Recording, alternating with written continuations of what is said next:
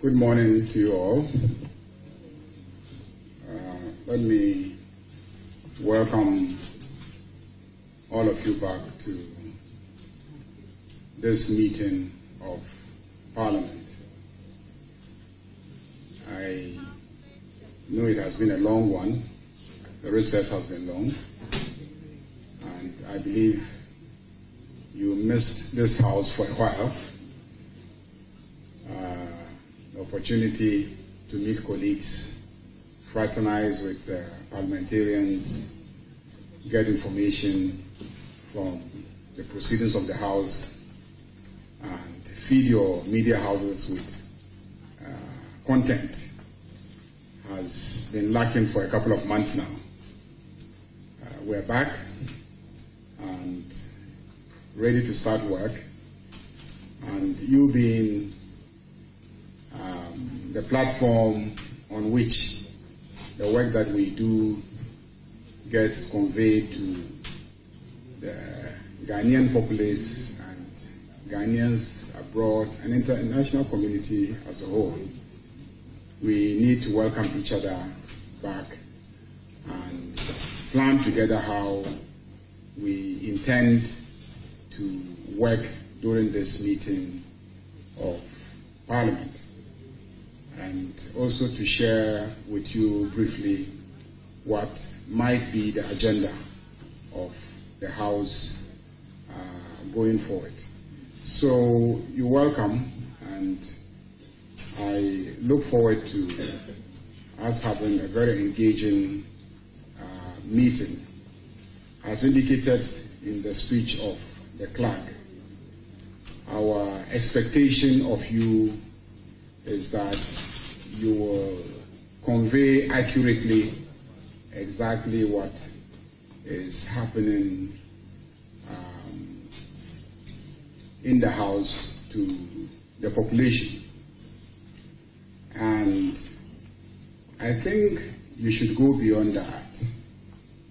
When I say you should go beyond that, as a political platform, we have a penchant for continuously misrepresenting facts in a way just to portray what serves our political interests. I remember during the electioneering campaign in the US, I follow their politics quite a lot. I'm always watching them on CNN. There was so much misrepresentation of what was happening, to a point where CNN had to employ somebody to do a fact check. And I noticed that either Joy FM or City FM, or Joy FM, also adopted that strategy. So I urge you, given the level of dishonesty and misrepresentation that sometimes I see in our politics, I expect you not just to convey what has been said, but also to build your own capacity to do fact-checking, so that when you are conveying, you can also correct the facts. That is what I hope to see during this meeting of Parliament. As a democracy, we must keep improving on our performance. As the fourth arm of government, the media must also improve its performance. What is its main task? Its main task is to convey accurate information to the populace. And so doing fact-checking is so critical.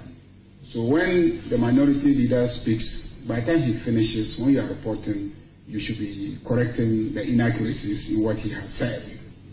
Okay?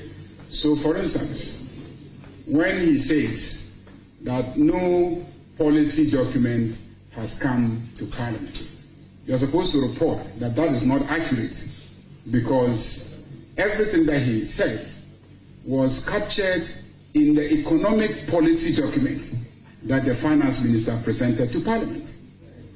And on the basis of the economic policy document and the various sectoral policies that they were introducing, he then presented an estimate of how much money is needed to implement those policies. And he had, at that time, 88 members in the chamber, and they debated the economic policy document sector by sector.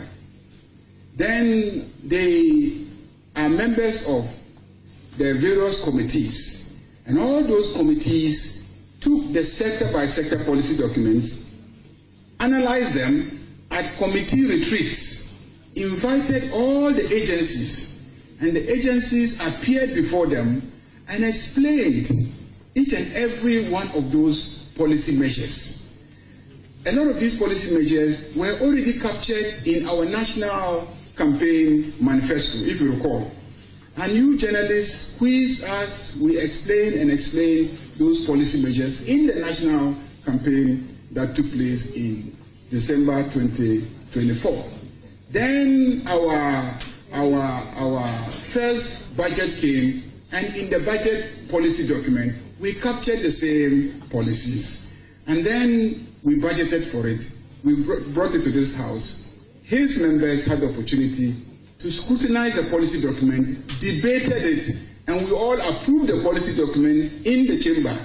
Then the figures, the estimates for implementing those policies were brought to us. We debated the estimates again and approved them. So I'm surprised that this morning he'll come and say that no policy document on any of those programs have been brought to Parliament. So fact check one, what you have said is not true. Then let me also indicate that I'll be surprised that as a former majority leader and leader of government business, you will say that the ministers have failed to come and tell us anything about those programs and policies. Because the tools for getting them to come and brief you on the policies are in your hands. If you have forgotten what the NDC promised in its manifesto, and if you have forgotten what is in the economic policy that you yourself approved, and you want to be reminded, you can ask the minister a question. So the tool of asking questions is for you to bring ministers to the floor of the House to brief you. Because you cannot also say that as a politician, as an opposition, it is only when facts are stated in the House that you take them as an indication of government policy or program. You admit that each and every one of those policies and programs have been launched. At the launch events, the policies are described, the programs are described, you journalists cover the events and you broadcast it. And so I will be surprised if you say that the ministers have not come to Parliament to come and brief you, so you don't know what is happening. You should be reading newspapers. You should be reading the internet. You should be reading the news portals of the various media houses that are covering those events. They are all platforms for monitoring policy and policy implementation. The info analytics that you have started here, did he come to brief you in Parliament? The man didn't come to brief you in Parliament. But you've gone to dig it out, you've gotten that information, and you are here relying heavily on that information. So how come that you don't want to rely on the information of all the media houses who covered Ejumawura, who covered all these other, programs, the Big Push, the Codex program, the apprenticeship training program, all these were launched. They were covered extensively by media houses. They were reported. So if you can sift through media reports to see the reports of info analytics, sift through the same media reports, and you'll find all the reports on all these programs that were launched.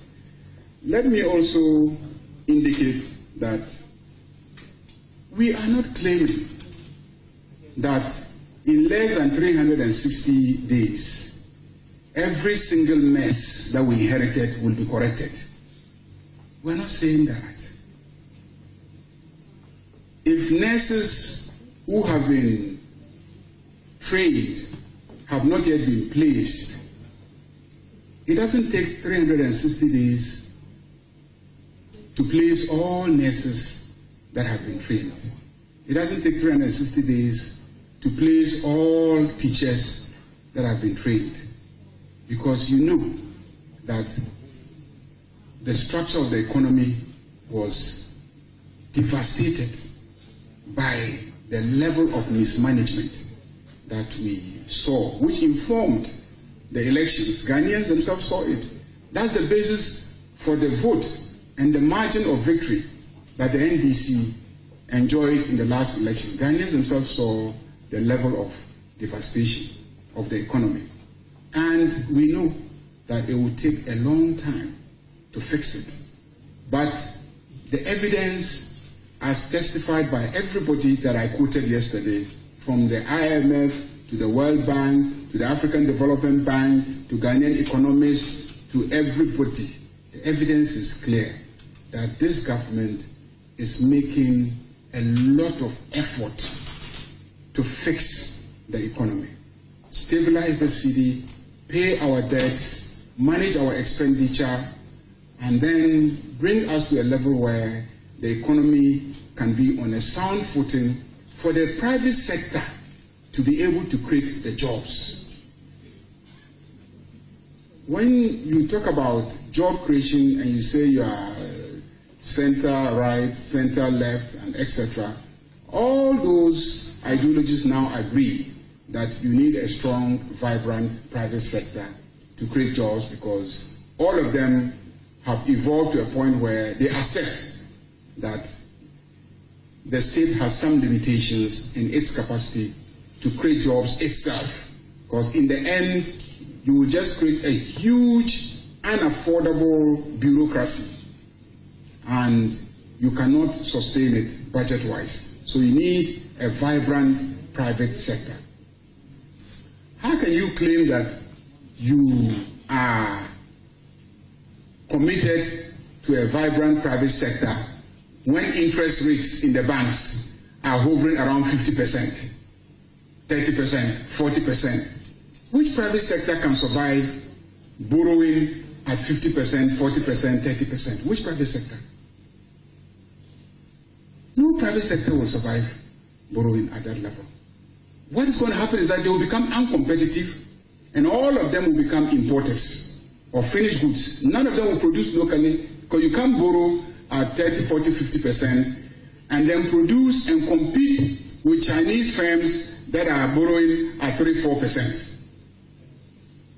If you recall, in 2024, there was a huge issue between Ghanaian traders and Nigerian traders. You are all here, you remember? It's a huge battle. Why were Nigerian traders here? Why should we accept Nigerian traders? And Nigerian traders were undercutting us. They were selling lower than the prices that Ghanaian traders were selling. The answer is simple. They were borrowing at a lower rate in Nigeria.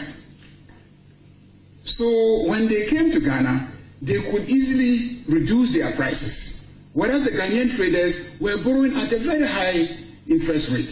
So when they went to China to buy the goods and came, they could not compete with the Nigerian traders. Very simple economics. Very, very simple, basic, secondary school economics. So there's no way you can profess to be a strong advocate of private sector when you have such an abnormal interest rate. So the task of this government has been, one, bring the interest rate down. How do you bring the interest rate down? Stop borrowing from the banks as a government. If you cut down how much government is borrowing from the banks will be forced to look for a private sector to lend from them. And in trying to look for private sector to lend from them, they'll be forced to bring down their interest rates. And that is what we have done so well, that interest rates have come down drastically within a very short period of time.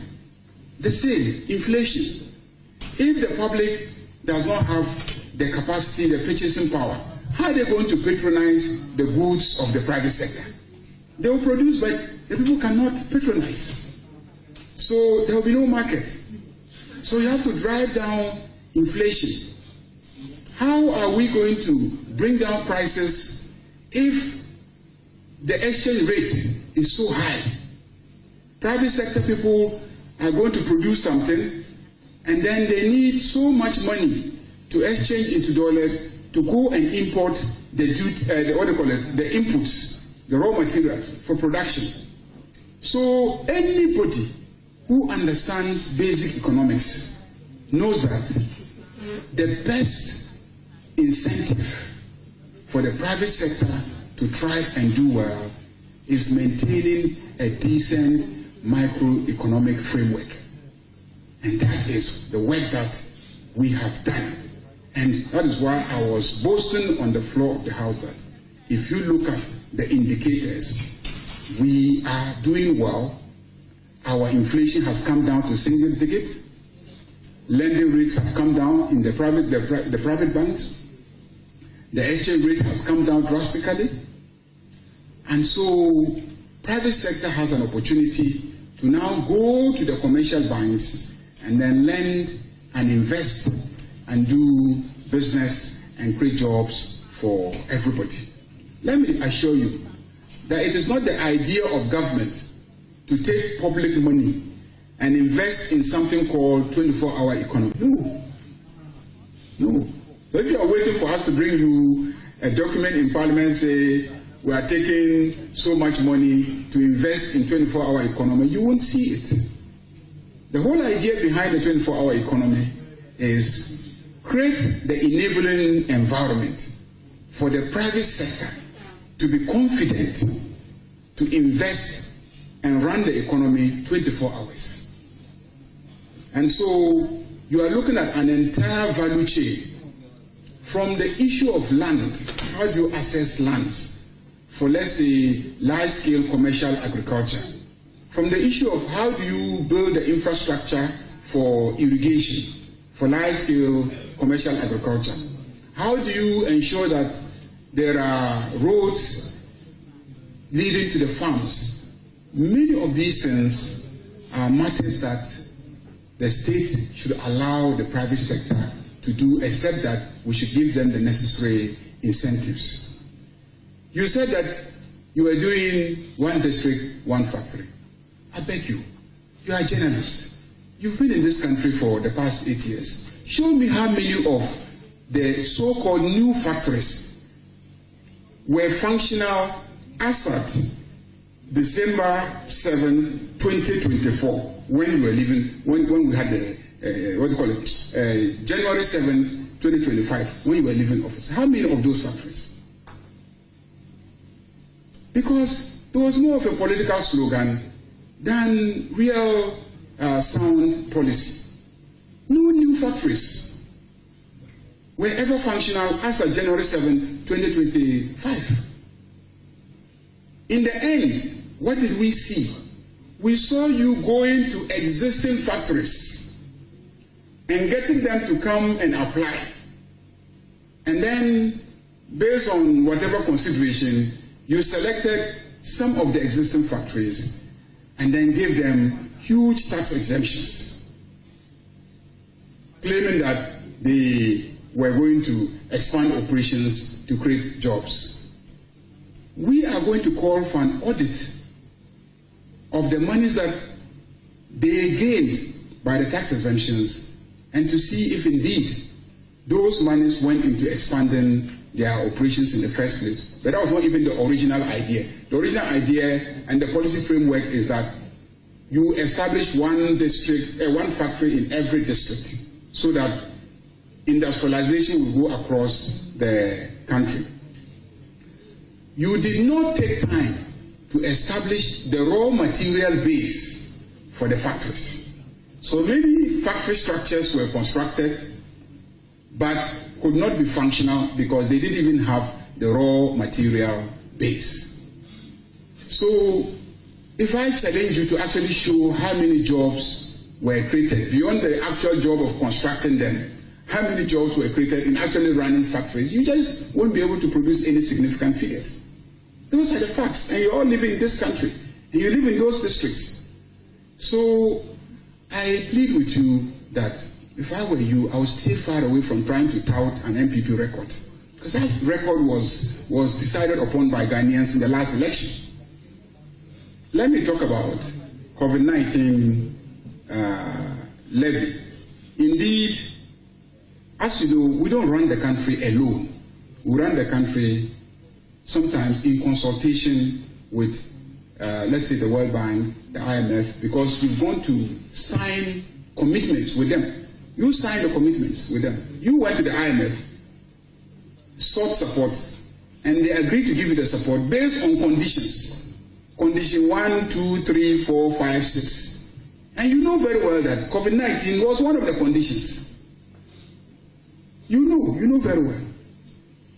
And you know very well that you can't just get that one early morning and take out everything without serious engagement and without showing how you're going to deal with the shortfall that will result from taking out that one.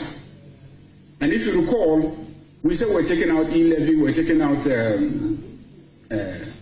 COVID-19 and several other taxes, the tax on betting and all those things. Those were going to have fiscal implications.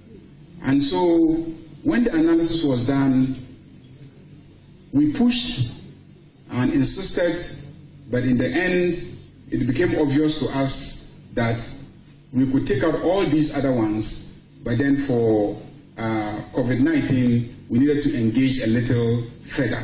Subsequently, the finance minister indicated his readiness to take even that one out. So I'm not sure it's something that we should debate so much here. I do agree with you that the free SHS continues to be challenged, but as you can see, even there, we are making sure that it works. It works because it needs financing. And the NPP government had capped the Get Fund levy. Because you capped the Get Fund levy and took the money to other sectors, what happened was that SHS was not properly financed. It was not properly financed under the NPP. And you know that as a fact. You were in this country when schools couldn't reopen because the feeding grants did not go. You were here. You were in this country. So we uncapped it, and because we have uncapped it, Get Fund money is fully funding free SHS. When you say parents had to buy everything, which year in this country has it not been the case that when schools reopen for the first time and children have to go, that their parents have to buy chalk boxes for them? Did we ever promise free chalk boxes? Did anybody in this country hear anyone promise free chalk boxes? Did anybody in this country hear anybody promise free spoons and cups and plates to carry to school in order to eat? Nobody ever promised anything like that. So when schools reopen and parents have to buy their chalk boxes, have to buy their spoons and cups and etc., how does that become an indication of a non-performing government? This has always been the practice under the MPP. When school reopened for the first time and children were admitted to school and they were going to school, their parents bought all those things as well. What we promise as free SHS is feeding, accommodation, teachers, textbooks. Those are the things we promise as free SHS. If I'm lying, anybody can raise their hands and say, no, those are not the things that you promise. Accommodation is free. Teachers are being paid. Feeding is available. No child has stayed at home because school grants haven't gone to schools. So free SHS is working. And that was why yesterday I said, yes, it may have been started by the NPP, but we in the NDC have shown that we are better implementers of the social intervention policies. Same with health insurance. You capped health insurance. If you thought health insurance was so important, why did you get Ghanaians to pass a law to raise funds for health insurance only for you to go and cap that money so that you can divert that money to other sectors in the name of dealing with rigidities? that there are fiscal rigidities and that the various statutory funds, are taking all the money and you can't do other initiatives for government because there are constraints in terms of financing. So you cut health insurance, you cut, get fund. We came and we uncapped them. And look at the amounts of monies that are going to fund healthcare delivery and the amount are going to fund free senior high schools. So I would insist that even if NPP started free SHS, I am saying that today NDC is a better implementer of free SHS. Even if National Health Insurance, as it is presently constituted, was started by President Kufuor, I am saying that today, as it is being implemented, NDC is a better implementer of National Health Insurance than NPP ever did. And the figures are showing, the statistics are showing, and there is more confidence in healthcare delivery now, more confidence in education service delivery now, because we are making sure that the funding is going to those sectors. I agree that we need to create more jobs. I agree, and if you listened to me yesterday, I was very, very candid on that the youth need more jobs, but jobs can only be created on the footing of a sound economic framework, and that has to happen first before the private sector can be enabled to create the jobs. And again, and I have to be very frank with fellow Ghanaians, that the conviction or belief or expectation that the state institutions should be overbloated so that jobs will be created is counterproductive. Because if Ghana Gas, which infrastructure was run with 120 workers, you go and employ 1,000 workers, as happened, under the NPP. And the statistics are there. If he's challenging, we can summon the CEO to come and give us the statistics. When we constructed the gas plant, only 120 workers were there managing the same gas plant. When we came back to office January this year and we took over the plant, we saw that the same plant that we had 120 workers managing is now being managed by over 1,000 workers. Now, how can that state institution be profitable? There's no way it can be profitable. Because every money that they make, they'll have to use it to pay for labor. And so because it's not profitable, it cannot expand. If it were profitable, if it were run efficiently, so that they are managing with 120 workers, they are making a lot of profits.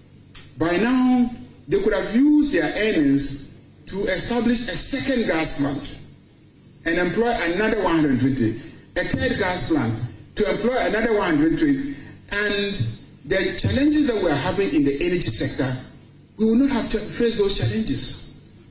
The reason why we are paying huge utility tariffs, and he mentioned it, so I'll just segue into that.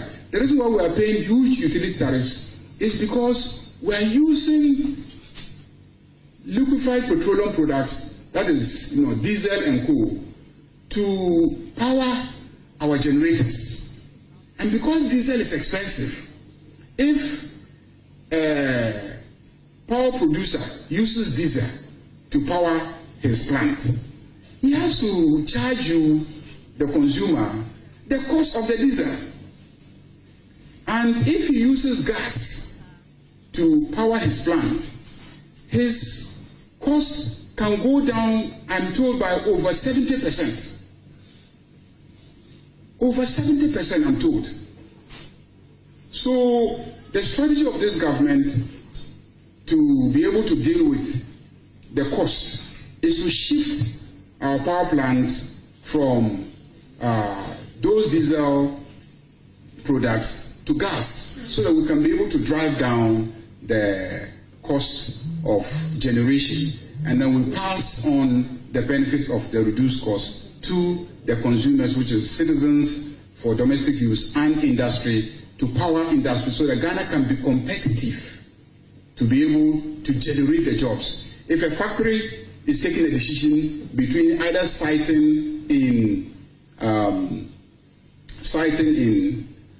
China or Ghana, one of the major conditions that they are asking for is energy cost affordable in Ghana? Is electricity affordable in Ghana?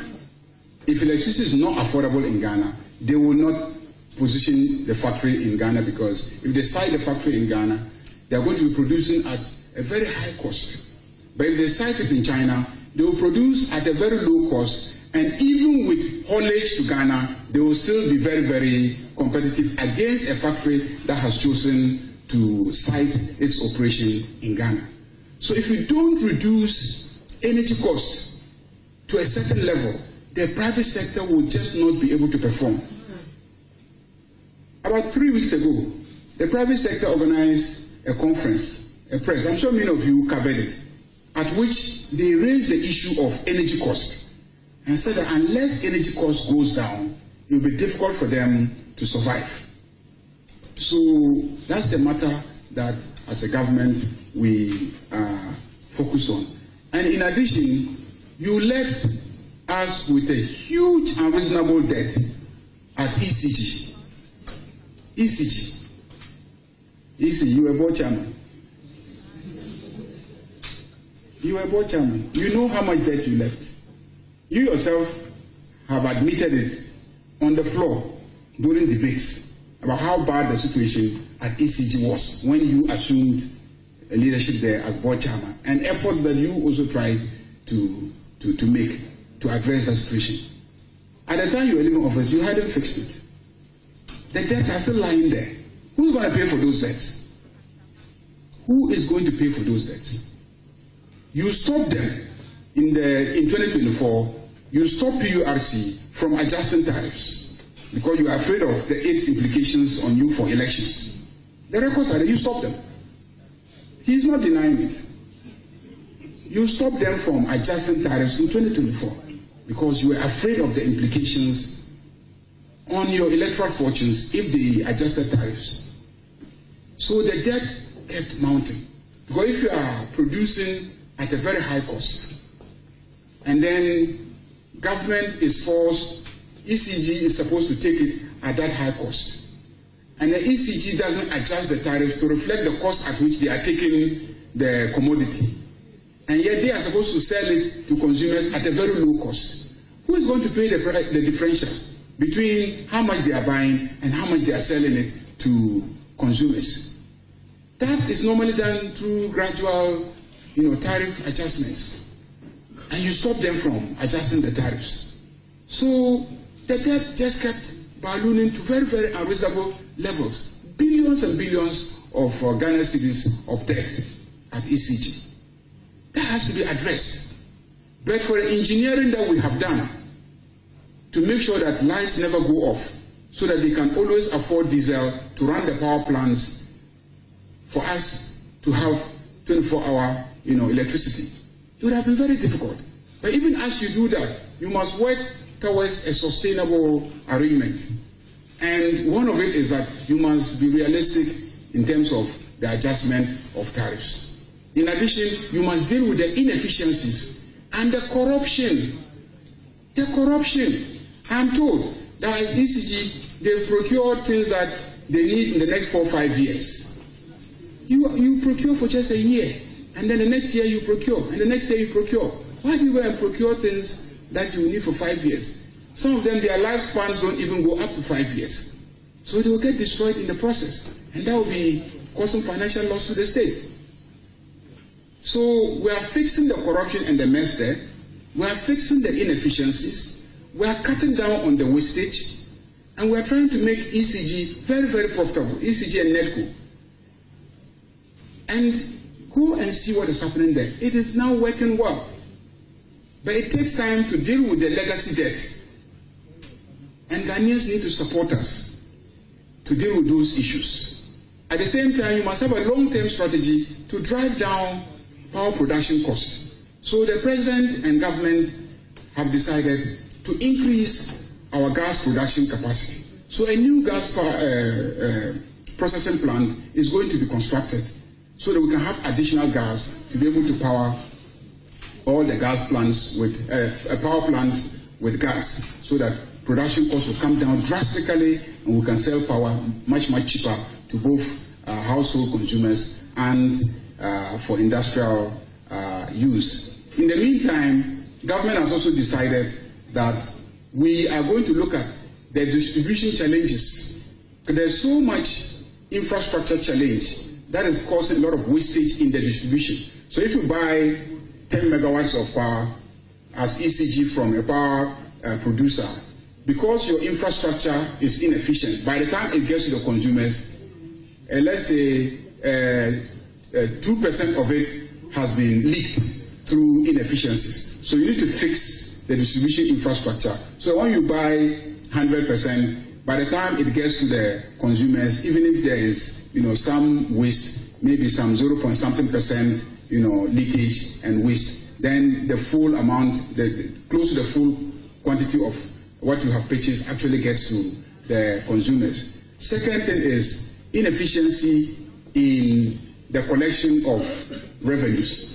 And so government has also decided that we are introducing private sector participation in the distribution and the collection of the electricity tariffs. And so when we do that, look, the global best practice is that utilities are able to recover 98% of their revenues. That's a global best practice. In Ghana, ECG was collecting only 85%. 85%. But the global best practice standards is 98%. So the difference between the 98% and 85% was actually loss, occasioned in the distribution and the revenue collection. So we want to bring in private sector participation. There was an initial idea, PDS was a model for bringing in private sector participation, but thanks to the character of those who were introducing it, it got botched because of the manner in which the attempt to introduce it went. So those are the issues. I do agree with you that so far the macroeconomic indicator stabilization has not fully translated into job creation. But again, that is a function of confidence. The private sector needs to see you sustain it for them to be confident to now make the investments in expanding their factories and their industries. And 9 months is not enough to sustain, to build confidence in the system that you have built, so that they can say, okay, I think the dollar will remain where it is, so let me go and borrow and establish a new factory. I think interest rates will remain where it is, so let me go and borrow and then establish a factory. Or I think inflation will remain where it is, and so purchasing power of consumers will stay the same. It takes time to build that confidence. So even though we've brought down the indicators, because it takes time to build confidence in private sector for them to actually invest, to expand and create jobs, that has not yet happened. But if we stay the course and confidence is built, you will see people, one after the other, beginning to make the necessary investments to do the expansions that will create the jobs in the private sector. So I agree with you, but that is something that will follow when we stay the course and we build the confidence. So I didn't think this briefing was going to be about economic performance and etc. and a banter between both sides. I thought it was more of a briefing to discuss the program of Parliament for this meeting. But the way you started turned it into a debate about the records of the two governments. And so I was forced to respond. Otherwise, I didn't want us to go in that direction. I think that we're just meeting our in-house media partners, and then to brief them on the program and agenda of the session, and then we will... Oh, why are you laughing? I didn't want to go there. I didn't want to go there. No, as you see, I don't have a speech responding to him. But we are covered live, isn't it? So if he says things and I don't respond, it may seem that what he has said is true. So if you say it, I'll be forced to respond. But my real agenda coming here, really, was to discuss this, which is just the agenda for the session. I had no speech on the economy or, info analytics and etc. What he failed to achieve in the chamber yesterday, he thought he could use this platform to achieve it. That's what he's trying to do. He's my brother. We know each other very well. In spite of all the things that you see, we are very, very good friends. So, and I know him. I knew he was going to do that.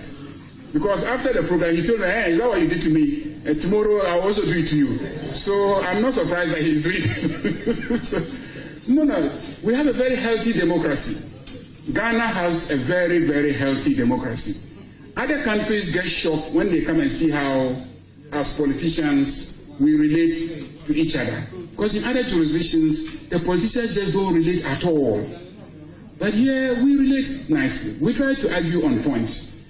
We may say all the things that we're saying, but when we walk out there, we start discussing our personal issues with our friends who are working. And we try to encourage that among the citizenry also, that let it just remain at the level of discourse about who is doing better, but don't translate it into violence, is that okay? And other tendencies that will destroy our society. That's why once in a while you see in Ghana, the chief imam will go to the Catholic Church and meet the bishops because